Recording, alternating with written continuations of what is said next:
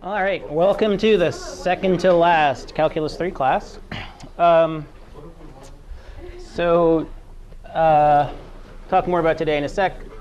I'll be available for homework help during the ACM time. I can say a little later if there are tons of people. I haven't been overwhelmed so far, but you never know. Ian this evening in the botany lab. Tomorrow and Friday for me, 3:30 to 4:30, and then Corey, 6:30 to 8 on Thursday. So that's the homework help situation. Friday, the last class, we'll summarize the course, talk about course evaluations, a couple things I want to check in with you on. I'm guessing that'll probably be about half a class. I can do homework help after that as well. And today, I want to turn off my phone. Okay. I want to do a little bit of stuff from 25, but more generally kind of do an overview of vector calculus. So 2 warnings for today. The first is that I don't have any worksheets for you to do, so this is just going to be me talking for a while. People fall silent. Oh my God, with horror. So anyway, so brace yourselves. There are a couple of different sort of like ideas, like overviews I sort of want to give, and I'm not quite sure what order to give them in, so I'm just going to choose one order, and we'll sort of look at kind of a couple different narrative threads through vector calculus. The other is, which could make this perhaps even more entertaining, we'll see. Usually, I come in around 8:30 and I like review my notes. But this morning I came in around 8:30 and we discovered that we've gotten a grant. So I've been spending the time like filled with adrenaline and excitement. Like this is like when a professor gets a grant. I don't know how to put it. This is a big deal. This is like, oh my God, incredibly exciting. So to support both energy and climate work for Anna and Doreen. So been exchanging happy emails and high fives and the like. So I'm also expecting this little adrenaline rise high that I'm on. I don't know how much more of it I'm going to sustain, so if like I pass out 10 or 15 minutes into class, just like don't wake me, leave quietly. So it also means I haven't looked over all of these scribbles since last night in bed when I was taking them. So okay, so a couple of paths through vector calculus. So first, I want to just write the 3 fundamental theorems down from vector calculus along with the first fundamental theorem. And I've sort of done this before, but I think it's nice to see it all together.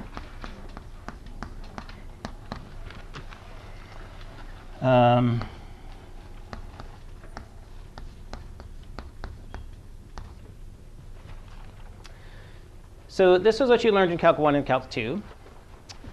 And in our class, we often talked about how far a cat ran. If we know a cat's velocity, we can figure out lots of distance equals rate times time. We can add up all of those distances equals rates times times, and we get the total distances traveled, its change in position. And this is sort of magic, both because when you first learn what an integral is at the beginning of Calc 2, you're like, holy crap, this is a pain in the ass. It's adding all of these numbers and Riemann sums. That's no fun at all. And I thought math was supposed to get slicker as I got more advanced, and this seems really ugly. But then you learn, oh, that there's this actually really nice way to do it. So it's nice because it's a nice way to evaluate what is essentially an infinite sum. And it's exact, no approximations involved. And it also says it takes this, which is a statement about adding little things up all along this journey from t equals a to b, and it says, well, you can just actually replace it with what's going on at the endpoints.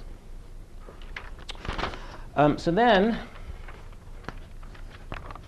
we looked at a similar sort of thing, the fundamental theorem for gradients.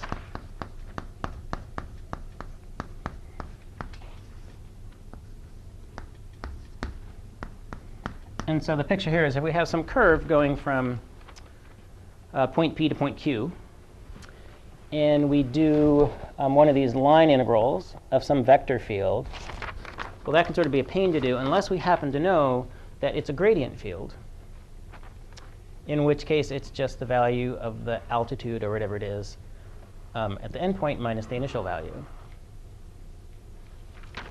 So this says the sum of all of your altitude gains equals your altitude gain. This says the sum of all the little distances the cat goes equals the distance that the cat went. So this is also that thing where like interesting math hovers between like totally deep and seemingly incredibly obvious. And so the sort of cleverness comes in this sort of in constructing this mathematical object, the gradient, or this mathematical object, the derivative. OK, so why stop there? Let's do this for curls.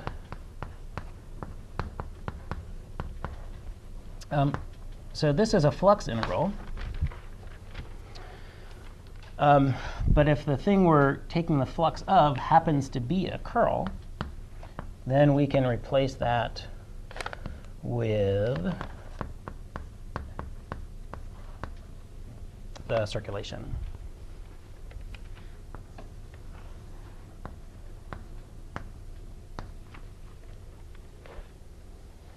And that's also known as Stokes theorem, or sometimes the curl theorem.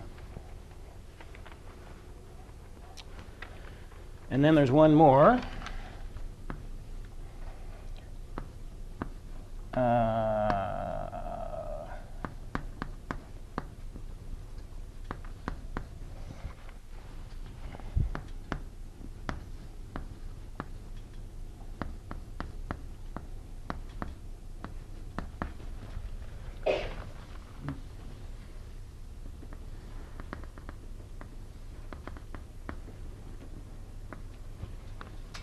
And so then this is a divergence theorem.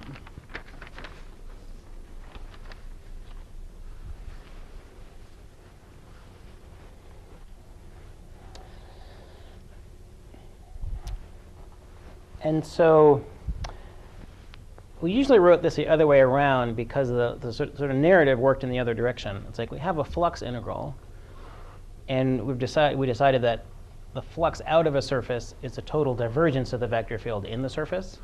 So sort of the derivations and the logic were often flowing in this direction for these two. We've got a circulation thing, and that means if the field has some circulation, then it must have some sort of whirlpooliness. And so if we add up the total whirlpooliness, or the curl, we get the total circulation. So I sort of just flipped the equalities around here so that in all of these, on the left, we have a statement about an integral of a type of derivative. And then that's replaced on the right by a statement that's one dimension lower. So this is along a path. One dimension lower than a path is just its endpoints. Here is a surface. One dimension lower is the boundary of the surface. Here is a volume. One dimension lower is the boundary of the volume, which is the surface. So these are 3 additional fundamental theorems of calculus that were covered, I guess, in the last 3 chapters.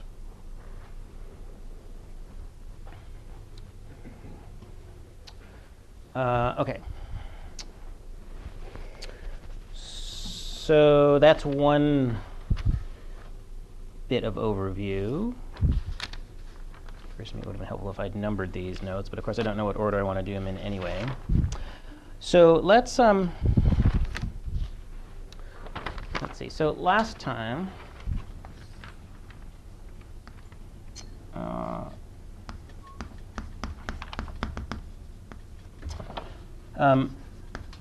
I argued that the curl of a gradient is 0. That's how we ended class. And now let's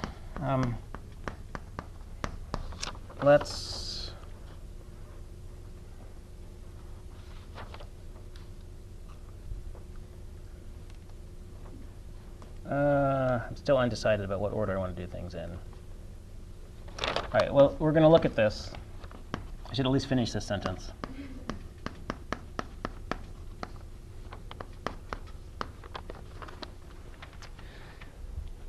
So this is a type of second derivative, and this is also a type of second derivative. And maybe before we go to look at this, let me take a step back, and you might wonder, how many different types of second derivatives are there? And for that matter, how many different types of first derivatives are there? So let me so let's sort of go through that. So the central object in at least differential vector calculus is the gradient operator, which is this. J, K.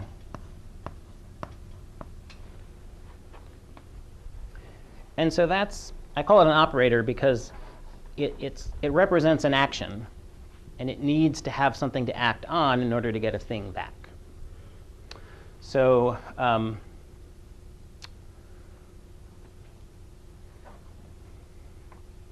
this action could be punch. Like punch what? Well, then you get something to punch, and you would punch it, and then you would have the thing that was punched. All I could think of were like violent examples. This was less violent than some of the others that went through my head. This could be the operator embrace.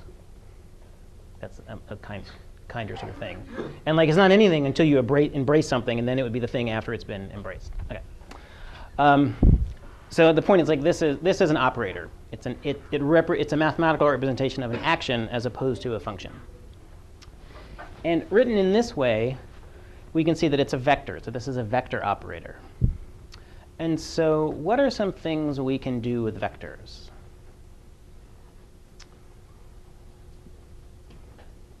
Sorry, that's a great straight line. Like I wish I could. Maybe I don't want to know what was in everybody's thought bubbles. Things to do with vectors. Well, so what I'm getting at is okay. So a vector can multiply a scalar. That's something a vector can do, right? And that's actually a nice sort of thing. And so that's just what f is. So that's a vector can hit a scalar function. So that's one. This is sort of like a list of types of first derivatives. And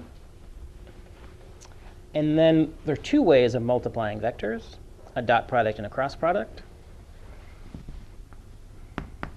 So del dot f, so this is a vector. This is del dot f is a scalar. And then everybody's favored the cross product is vector.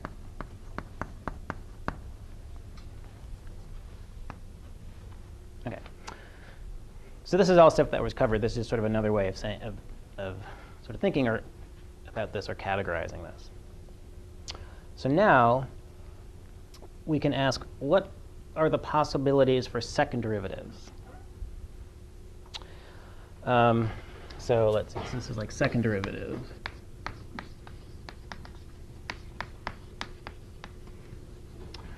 So so here's a vector. And what are some things we can do with that vector?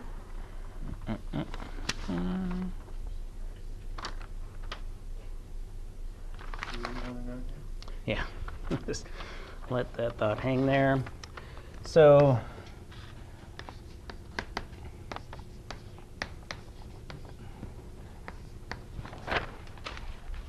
we can take the divergence of a vector or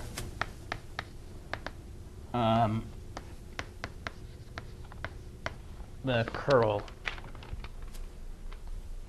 of that vector. Remember, gradient f is a vector field, and so we know two ways of taking its derivative.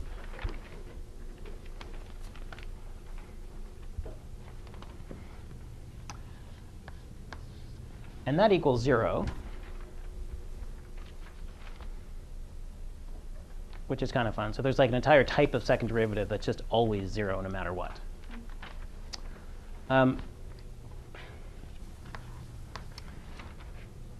This does not equal 0. This is sometimes written like that. And I'm not going to say a ton about this, but this is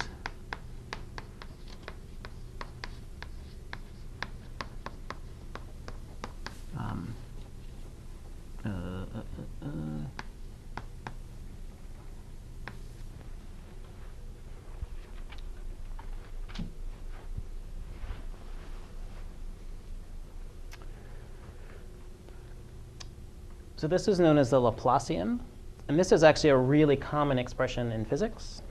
We saw it in differential equations. The diffusion equation was del squared f equals 0. This is also the equation for electrostatic potential.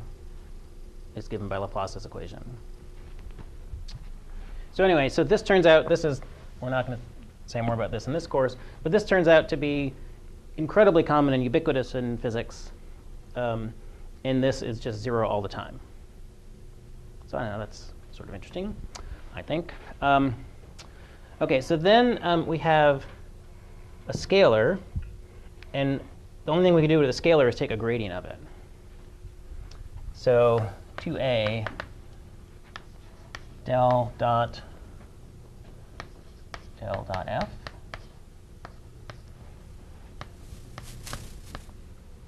And we'll think about that one in a second. That's the one I want to analyze a little bit.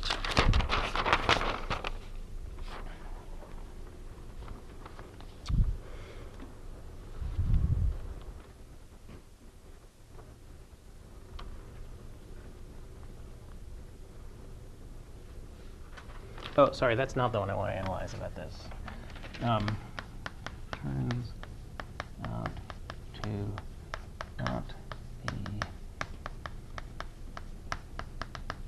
interesting, does not have a name. It's just sort of sad. Is that, so is that a vector value, though? It's a scalar, because it's a dot product. Isn't it dot, oh, sorry. dot product of a scalar? What am I doing? It's the gradient. Sorry, I should not have that there. It's the gradient of this, so it's a vector. Yeah. It's a vector. Of a scalar, so It's a gradient of a scalar, so it's a vector field. But it turns out to not be interesting.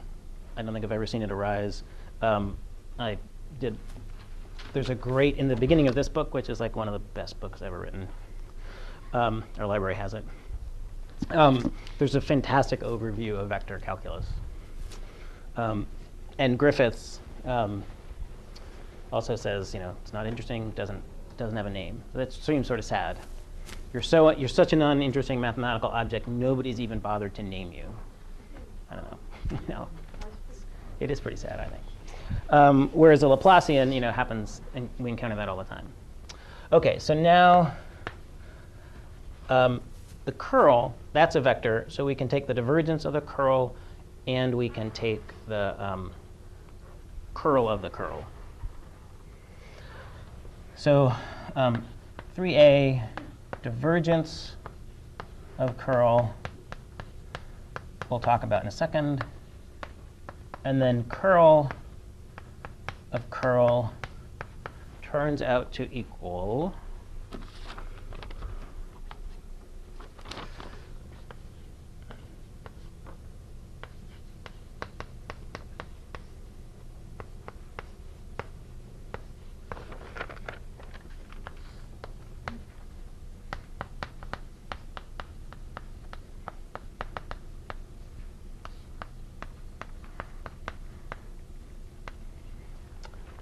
again, this seems like a very harsh assessment, but there it is.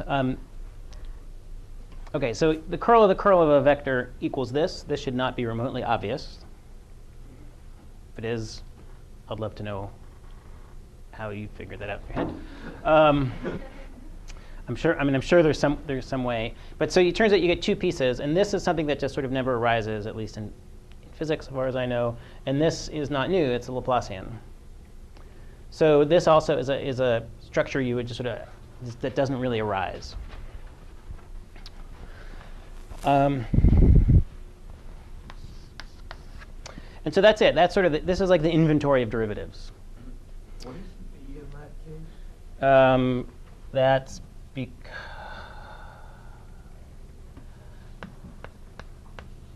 it's a vector. It's a vector Laplacian. Sorry. The book I was working with used V's instead of S for vectors. Oh. And so I just copied it wrong in my notes.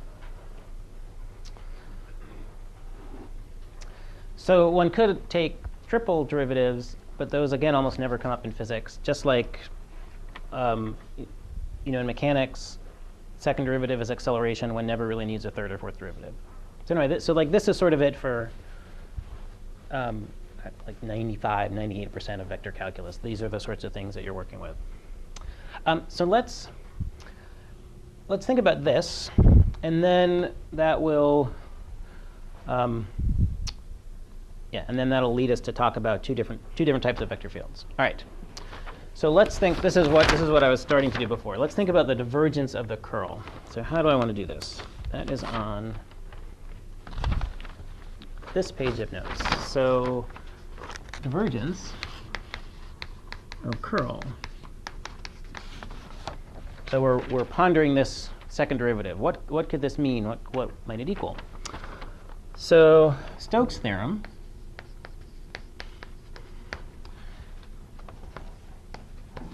says that the curl flux through a surface is equal to the circulation on the boundary of that surface.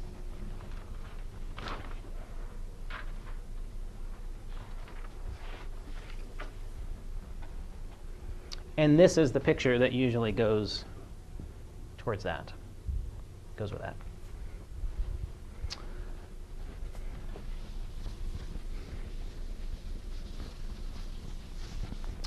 But imagine, OK, so I'm going to attempt.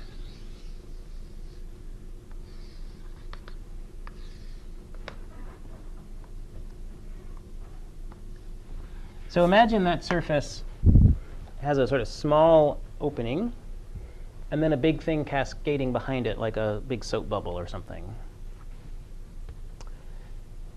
And then I can imagine letting this get smaller and smaller. So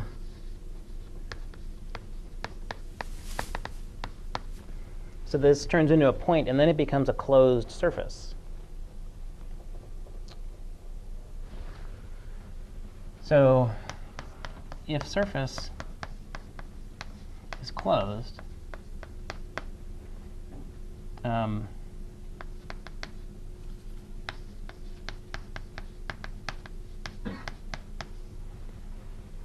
if I let this shrink down, right, as you sort of blow a bubble, and then it shrinks down and then becomes a closed surface. So the integral around this is not oriented. The integral around this is going to become 0. The circulation around a point is 0. If you do this integral and you never take any step, there's nothing. You don't even take any steps because there's no steps to take because there's no path. It's 0. Does this make sense? OK. So S del cross F dA equals 0. And this is now a closed surface. So this is closed.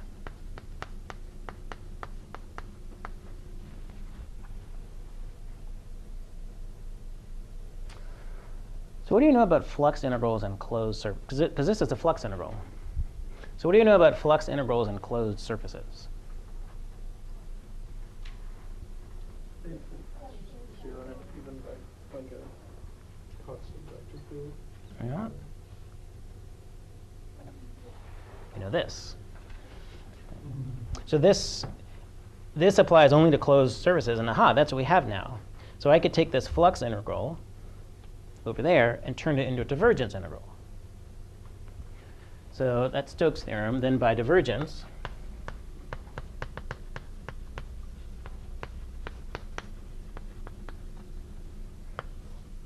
S del cross F dot dA V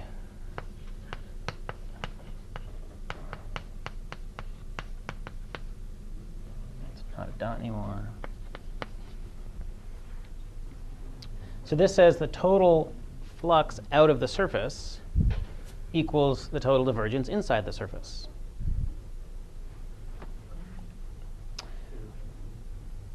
But I think I'm writing more than I need to write. But wait, we also decided by Stokes theorem, we decided that this equals 0. So that equals 0.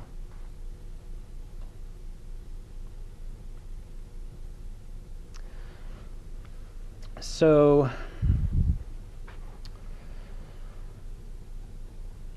this is a statement that's true for any f, and we haven't said anything about the volume. This is true for any volume, for any surface.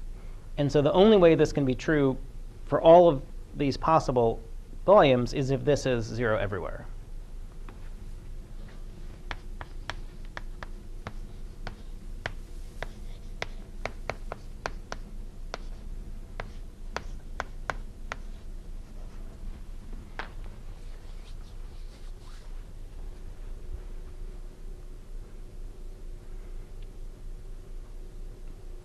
So I don't know if that's disappointing or not. I choose to view it as good news. I think actually I'll go farther. It's great news. So why might it be great news? Well, it's great news because it's easy to calculate. If somebody says, hey, I want you to calculate this, you could say, hey, that's easy. It's 0 no matter what f you give me. So that's kind of nice. I think it's interesting, maybe amusing, that there are 5 possible second vector calculus derivatives. 2 of them are equivalently 0, like just all the time for any f. Like that's just kind of fun, I think. So those are maybe good news. The great news is that this result paired with this result is going to let us sort of classify and think about different types of vector fields. So let me do that, and that I think is what I'm about to do now is like the last sort of vignette or narrative in this exposition. So okay, so Act 3. Let's see here.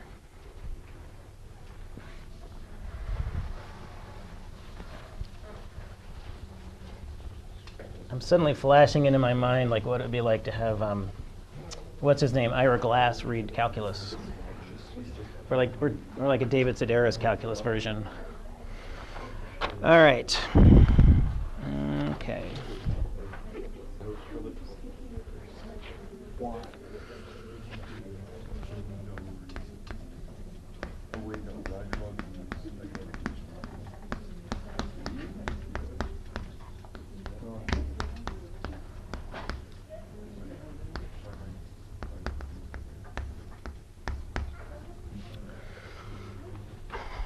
Okay, so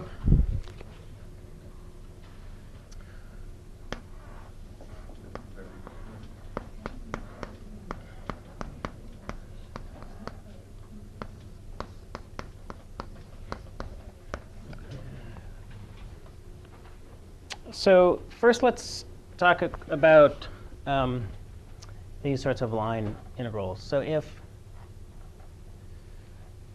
the line integral around a closed loop of a vector field is 0 for all c, then we automatically know a whole bunch of other things.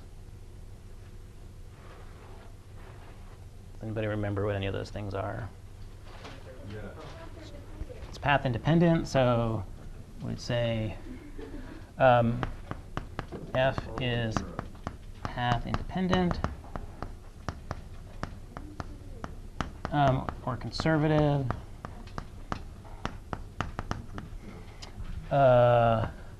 Curl f equals 0. And there is a gradient. And there is a scalar f such that del f equals f.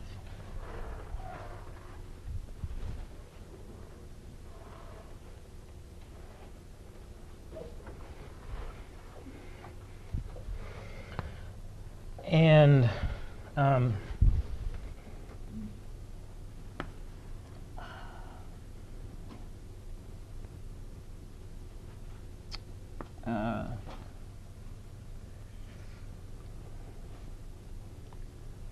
not sure what preposition to use.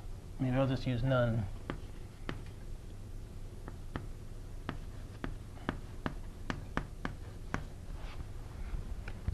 So I sort of wanted to say because, but I'm not sure I want to imply a particular error of causality. But what this result says, okay, if we're looking for a curl-less vector field, you would say, I know a curl-less vector field. Any gradient field is a curl-less vector field. So this sort of second derivative being 0 is what sort of equivalent to this statement. So this is just a slightly different way of looking at the same thing. There was some vocabulary I wanted to introduce. This is called curl-free or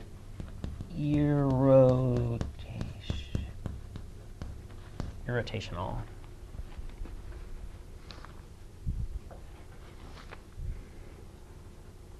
And we'll also say that F, I'll just write this out, F is a gradient field.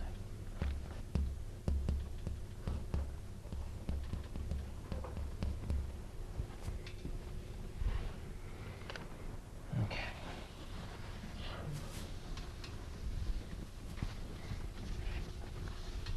All right. So all of those statements are equivalent. If you know one of them is true, all of the others have to be true as well. Is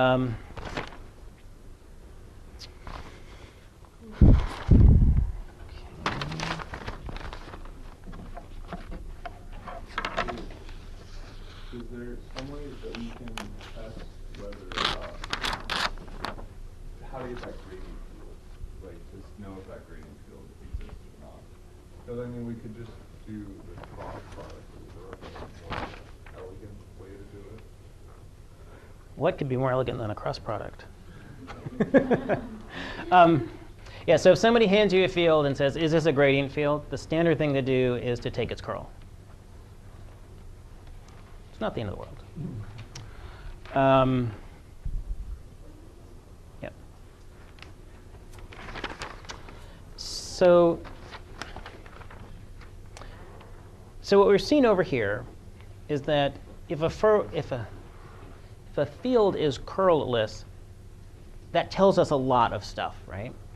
And so you might wonder, gee, if a field is divergence-less, what does that tell us? And the answer is it's also going to tell us a lot of stuff. And so this is stuff that's not really new. I think I hadn't mentioned this word before in class, but our book has used it. So this is some stuff that's actually new, and it's actually in 25, the chapter for today, as is this derivation, although the book does it in a different way. I like this way a lot better, which is what the electromagnetism book used. Of course.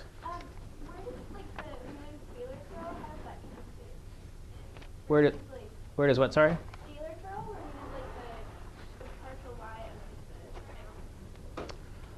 Oh, so if you have a field F that's two-dimensional, then the curl just sort of becomes the scalar curl, because you know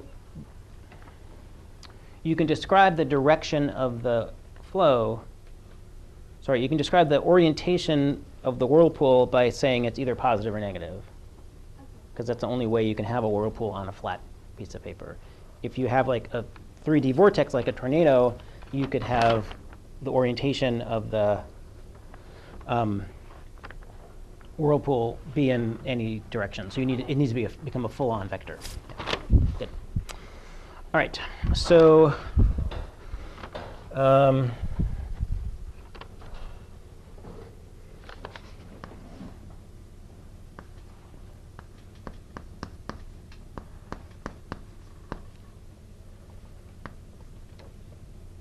So if we have a divergence-less field, what do we know about the flux out of a surface? 0, yeah. No divergence, no flux. Let's see, for any closed surface.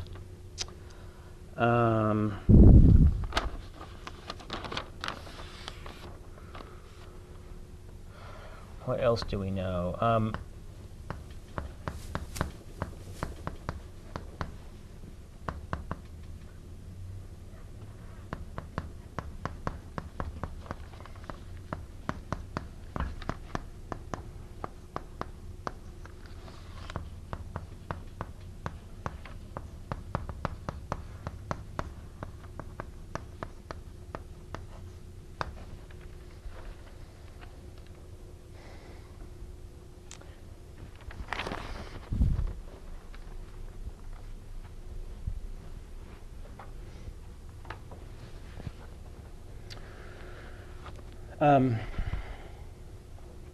So the analog of this is, right, so F is path dependent. This means F, the flux is surface independent. And so what I mean by that is, boy, do I draw, do I wave my arms? That's always been the question in this course. We'll try waving arms and see. So let's say we've got a loop here and we want to catch butterflies. And we want to know how many butterflies are going through the loop, because that's what we want to do in this class a lot. And so we could just like watch this loop. All right, I'm going to attempt to draw this. So here's a loop, butterflies maybe flying in. And then I can imagine that the surface is just the circle, or I could imagine a butterfly net festooned out the back. And so then I'm looking not at the number of butterflies that pierce this surface, but that pierce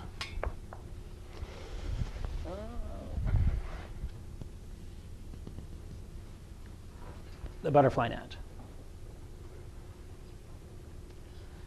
And I claim that the number of butterflies through this surface and through this surface have to be the same.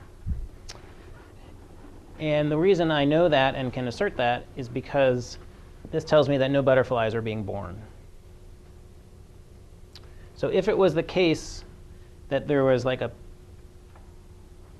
butterfly maternity ward here, lots of butterflies hatching here, then I would have different answers if I just said who's flowing through here versus who's flowing out of my net. But the butterflies aren't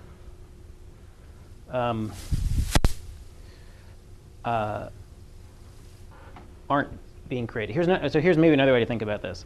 So you and your friend are both out catching butterflies, maybe as part of a COA class. Do you catch butterflies in COA classes? No? OK. Entomology. It seems like ecology, natural history. There was some picture, you know how like pictures get in view books or something and they like live on for a couple of years. There was a picture of Mike Zorko, who graduated like a decade ago, out in the field catching butterflies. Anyway, so I'm picturing Mike Zorko catching butterflies. OK, so imagine two students are out to catch butterflies, and they have each has the same sort of like metal circular thing, right? And one of them has a great idea. I'm going to catch more butterflies than you because I'm going to make my net bigger. I'm like, well, but the same, right? That's not going to work, right? OK, that's sort of what I'm trying to say. I feel like I've talked about this far too long. Does this seem plausible? OK, I mean, OK, so sorry about that little butterfly detour there, but all right. So if I want to curl, if I want to, excuse me, I want a field that's divergenceless, how might I make one of those?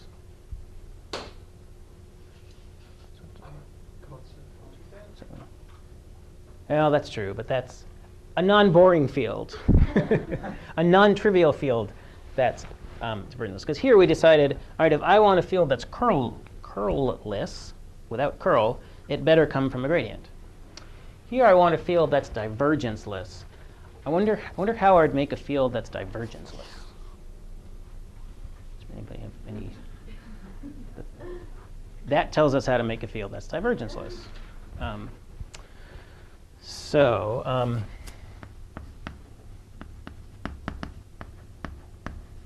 There is another field such that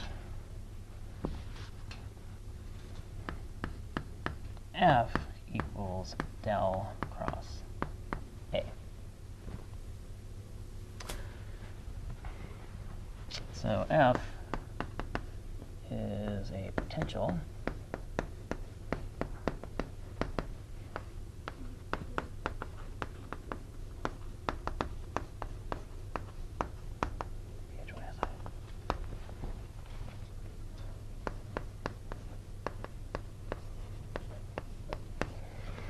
So the scalar F here is a potential, and that's the electrostatic potential measured in volts, which folks taking physics have worked with. And potential is nice to work with because it's a scalar. I don't know if you guys have felt that in physics yet. But vectors are, annoying. They're vectors. It's three, got these three things, arrows pointing. If you can just calculate the electrostatic potential, that can be a much sort of nicer sort of thing to work with. And so this is the thing that yesterday I said, have you ever wondered why there isn't a potential for magnetic fields? And you said, no, you haven't wondered. And I said, well, wonder about that yesterday. And so hopefully at least one of you wondered, at least maybe for a moment as you were leaving class before you wondered what was for lunch, was, gee, I do wonder why there isn't a potential for a magnetic field, because that would certainly be useful. And the answer now is that there is, but the potential is a vector. So that sort of suddenly makes the potential a little bit less fun. I mean, it's cool, but it's not quite as easy to work with. So we would say A is a vector potential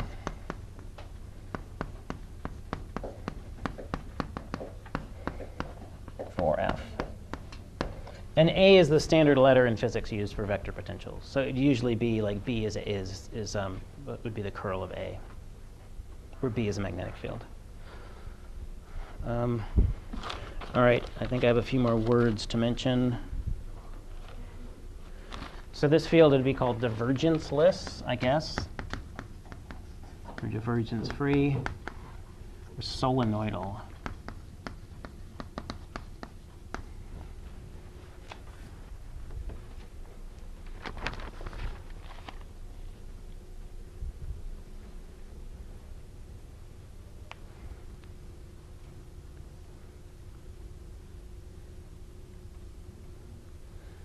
So a solenoid is the shape, like if you wind a wire around a cylinder, that's called a solenoid, at least in physics. I actually didn't look up. I don't know the origin of this word. But I think of this as meaning like these fields are the sort of curly, loopy ones, and these are the non-curly, loopy ones. And let me end with a statement of the following.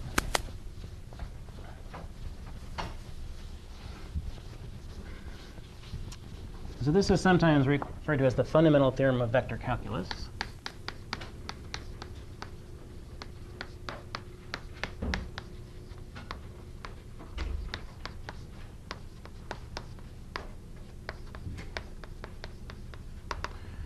So any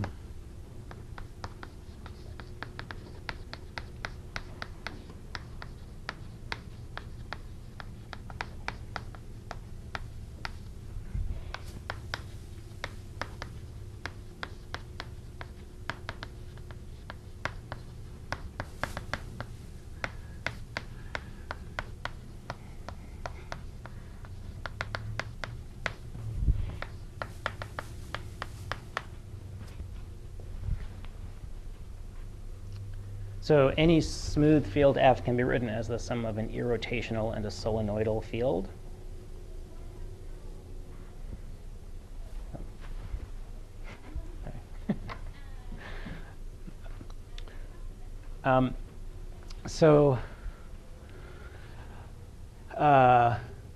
So what I'm suggesting is these two situations are special.